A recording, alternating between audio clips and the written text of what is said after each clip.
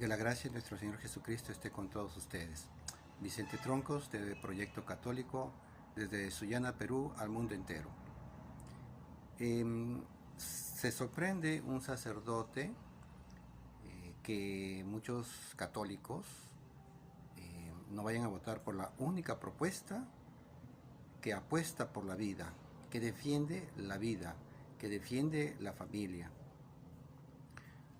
Y la verdad que no es para sorprenderse porque desde hace ya bastante tiempo, no de ahora solamente, desde hace mucho tiempo atrás, varios años, en la iglesia, ¿no? Nuestra esplendorosa iglesia católica, estamos viendo que pues muchos católicos se están alejando de nuestra fe. No solamente me refiero a cuestiones netamente religiosas, ¿no? Sino en diferentes ámbitos de la vida.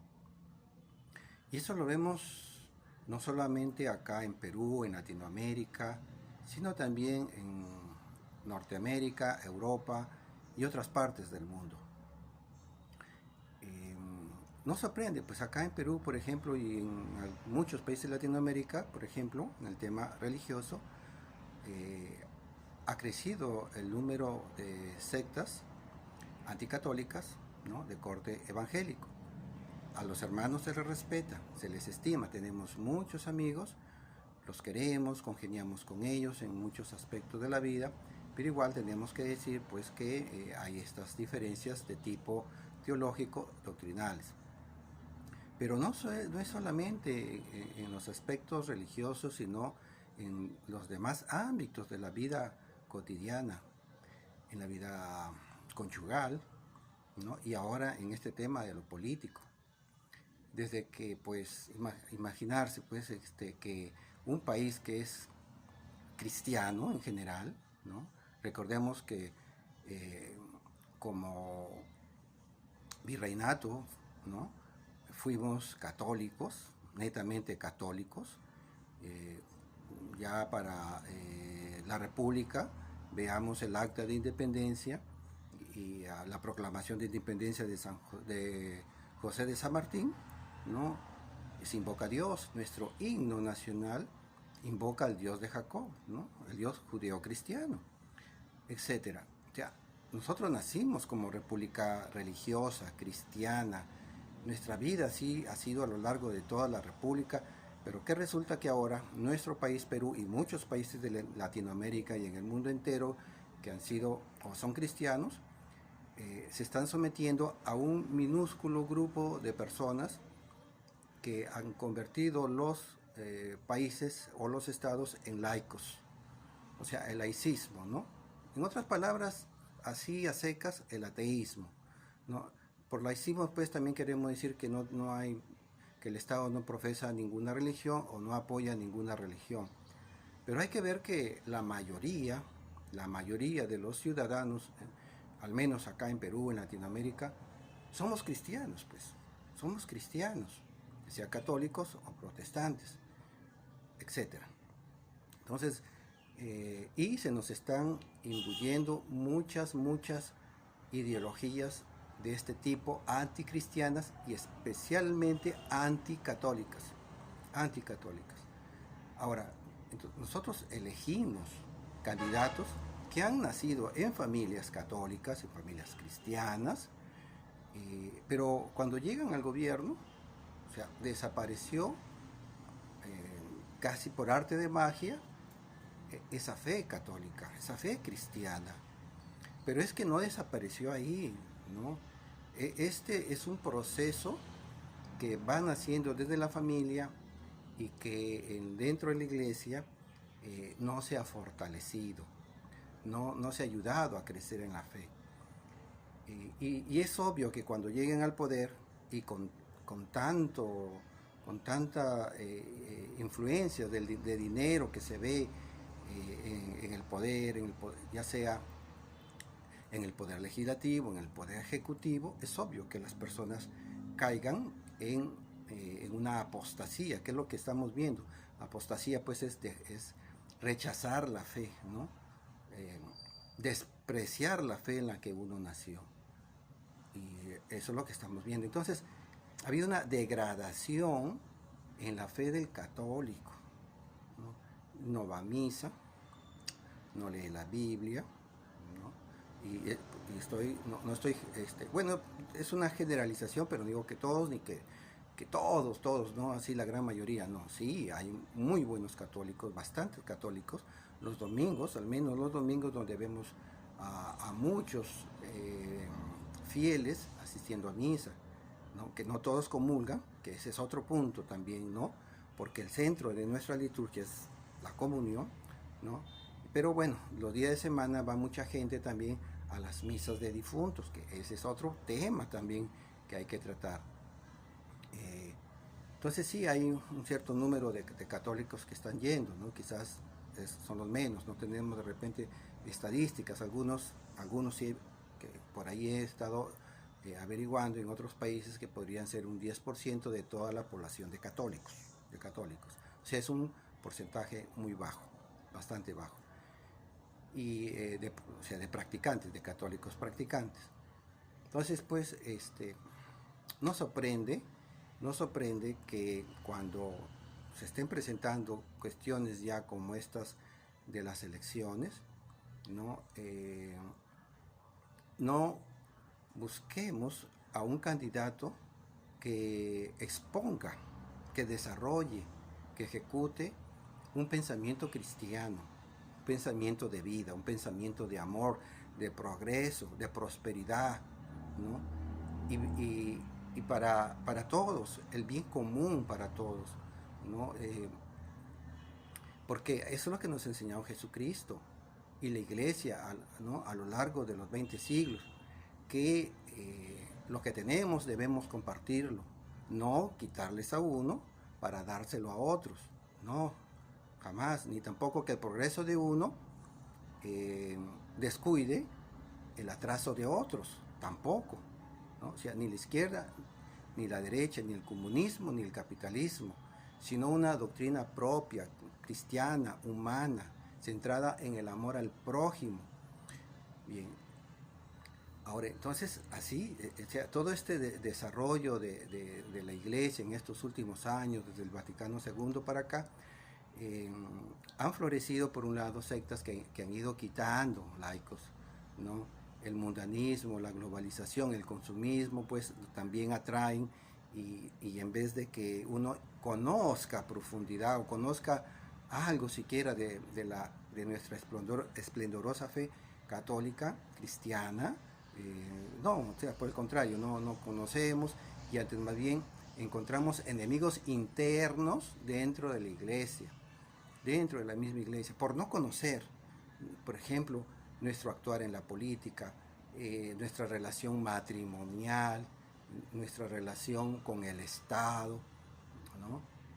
Ahorita a propósito de esto del Estado, ¿no? Cristo, ustedes recuerdan esa trampa que llegaban a poner los fariseos de la moneda del César, ¿no?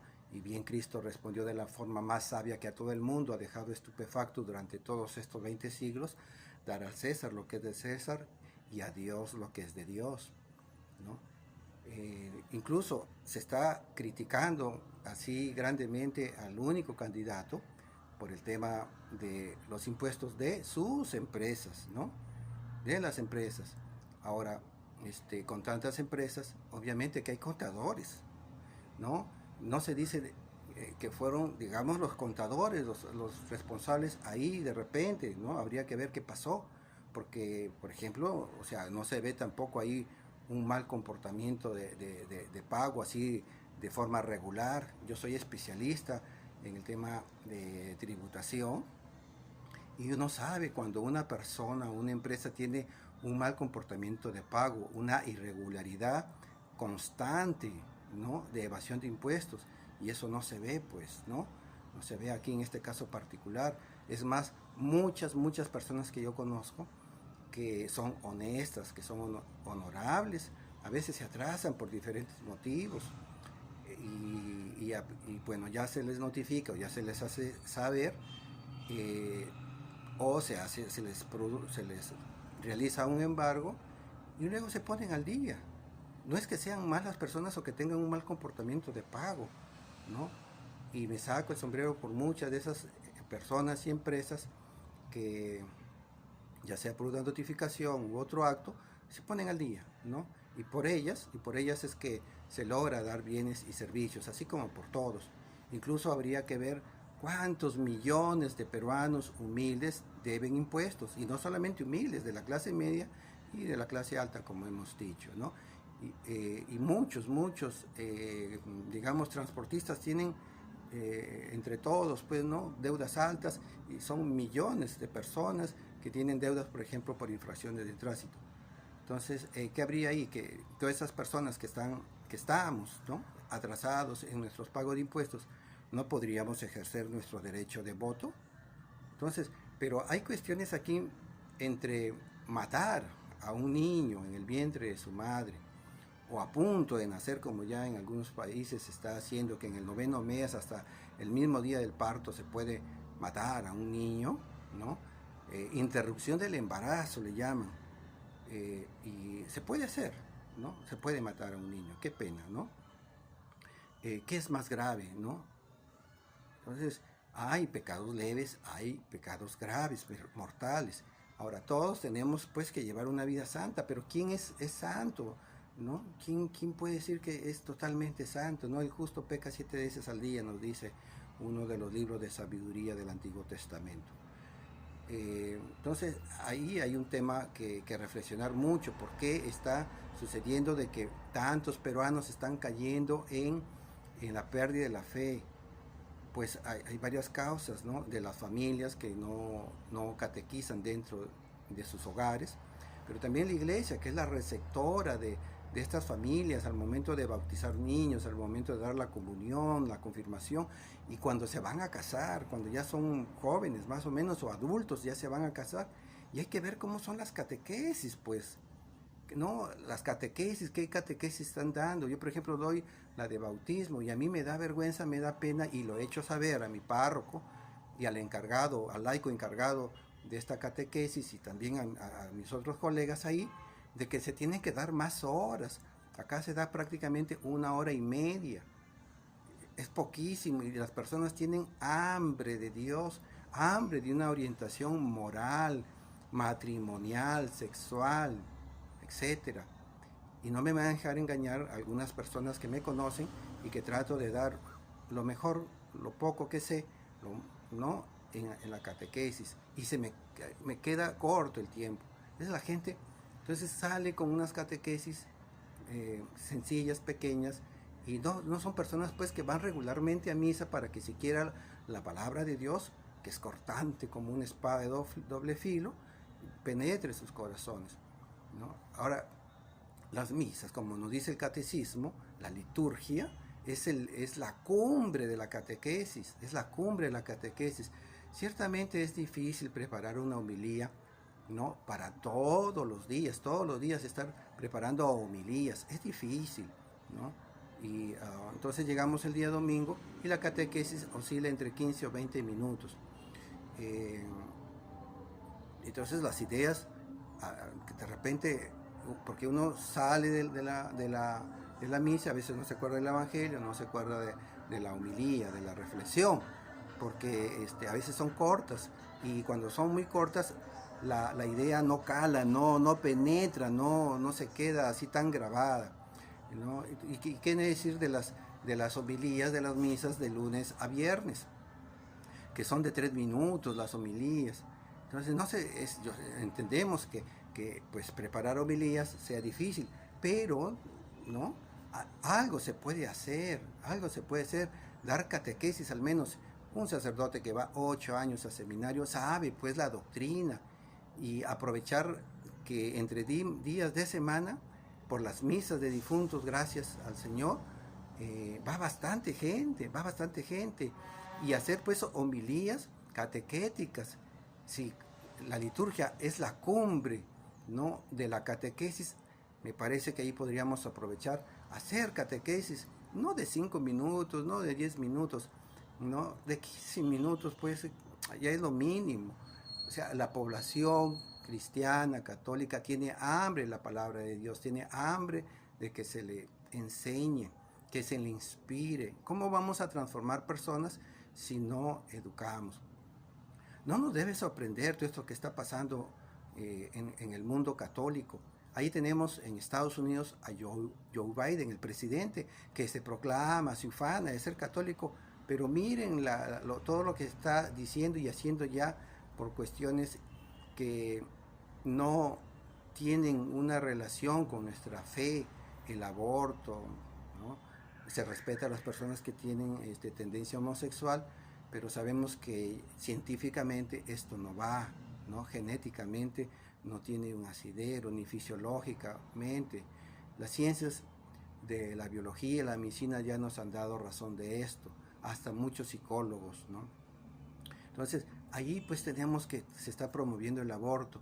¿Y qué se ha hecho? ¿Qué ha hecho la iglesia ante todo esto? ¿Acaso ha separado, ha excomulgado oficialmente a Joe Biden, a James Martin, el sacerdote también norteamericano que promueve todos estos temas de ideología, ya saben de qué, ¿no? De generosidad? En Alemania, los sacerdotes, obispos, que están promocionando todas estas cuestiones pecaminosas, no solamente de generosidad, sino también dentro de los matrimonios, sacerdotisas, etcétera. Y no se está haciendo nada. O sea, aquí hay que tomar las cosas al toro por las astas, como vemos en las páginas no solo de la Biblia, sino también en las páginas de nuestros padres de la iglesia, de los primeros siglos, ¿no? Y así en otros siglos posteriores. Sí, son cuestiones difíciles, son cuestiones radicales, pero es que son necesarias. Si no hacemos una renovación moral dentro de la iglesia, o incluso catequética, pues seguimos mal. Y eso no es que lo diga yo, no es que lo diga yo. El mismo apóstol San Pablo y San Pedro nos ha enseñado. ¿Qué hizo San Pedro? Allá por Hechos capítulo 5, si mal no recuerdo, o 6, cuando se trata de que se estaban descuidando la atención a las familias cristiano griegas, ¿no? Sí. Él dijo, nosotros estamos descuidando la prédica de la palabra por atender las mesas, o sea, las cuestiones administrativas, cuestiones burocráticas. Pues ahora, pues así están nuestros sacerdotes ahora, hasta de directores de colegios, etcétera, ¿no?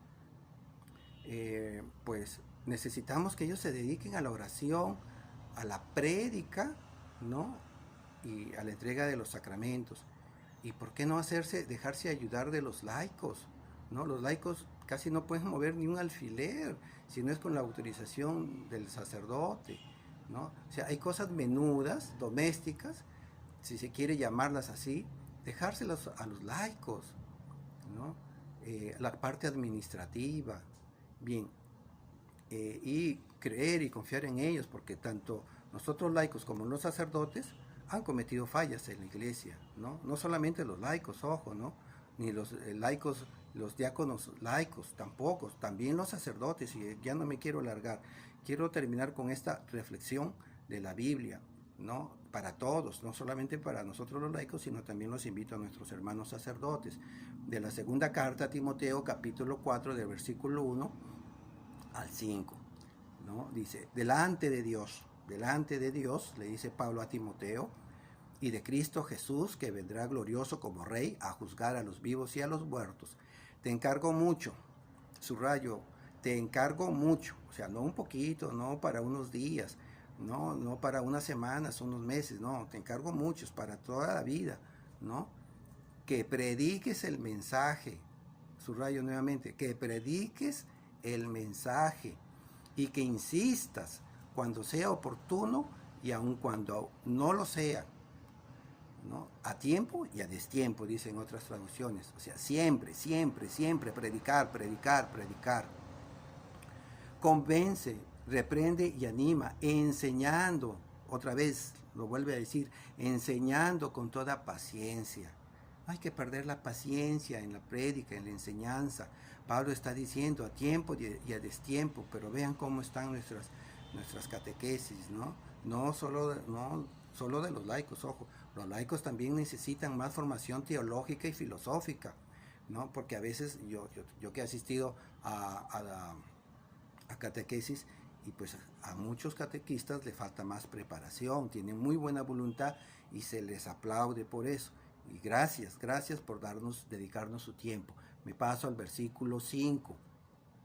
Pero tú, Pablo a Timoteo, tú, sacerdote, catequista, pero tú conserva siempre el buen juicio, soporta los sufrimientos. A ver, prestemos atención. Dedícate a anunciar el Evangelio. Dedícate a anunciar el Evangelio. Lo repito, dedícate a anunciar el Evangelio. Cumple bien con tu trabajo. Palabra de Dios, te alabamos, Señor. Dedícate a tu tiempo. Lo dejo con estas reflexiones porque necesitamos más catequesis, ayudar a los laicos, ayudar a nuestros sacerdotes. Recemos por nuestros sacerdotes, ¿no? Recemos porque los laicos quieran aprender, quieran dedicarse a dejarse enseñar también, ¿no? Que Dios los bendiga.